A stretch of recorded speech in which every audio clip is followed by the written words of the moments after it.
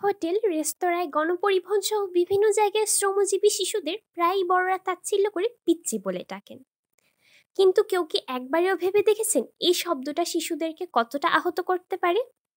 হাফপোস্ট নামক এক জার্নালে সম্প্রতি প্রকাশিত এক সমীক্ষা থেকে জানা যায়, শিশুদের প্রতি অবজ্ঞাসূচক শব্দ বা বাক্যের প্রয়োগ তাদের জীবনের উপর নেতিবাচক প্রভাব ফেলতে পারে। এই সমীক্ষাটি পরিচালনা করে যুক্তরাজ্য ভিত্তিক চ্যারিটি সংস্থা ওয়ার্ড মেটার্স। সংস্থাটি শিশুদের ভার্বাল অ্যাবিউজ থেকে রক্ষা করার মাধ্যমে মানসিক ও শারীরিক বিকাশ নিশ্চিতে কাজ করে।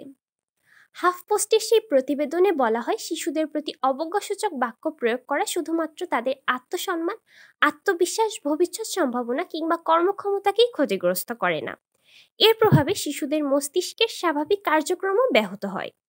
জাতিসংঘের শিশু তহবিল ইউনিসেফ থেকে পাওয়া এক তথ্য মতে, বাংলাদেশে প্রতি 10 জন শিশুর 9 জন তাদের বাবা মা, শিক্ষক শিক্ষিকা বা সেবাদানকারীদের দ্বারা শারীরিক বা মানসিক আগ্রাসনের শিকার হয়।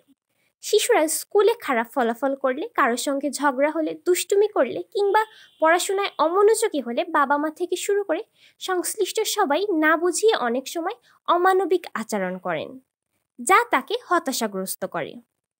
ওয়ার্ড মেটার্সের এক সমীক্ষায় দেখা গেছে, শাসনের নামে অবজ্ঞাসূচক শব্দ বা বাক্য ব্যবহারের ফলে শিশুরা নিজেদের প্রতি আস্থা হারিয়ে ফেলে। তারা উদ্বিগ্ন বোধ করে, লজ্জিত হয়, একাকিত্বে ভোগে, বিব্রত বোধ করে, মানসিক অবসাদ তাদের পেয়ে বসে। একসময় শিশুরা তাদের উপর ব্যবহার করা অবজ্ঞাসূচক কথাগুলো বিশ্বাস করতে শুরু করে। তারা নিজেরাও ভাবতে থাকে যে সত্যি সত্যি তাদের দিয়ে কিছু হবে না, কোনো কিছুতেই সে পারদর্শী হয়ে উঠতে পারে না। এতে একসময় কেউ কেউ আত্মহননের পথ বেছে নেয়। এভাবেই ক্ষতিগ্রস্ত হয় তার নিজের, পরিবারের ও সমাজের।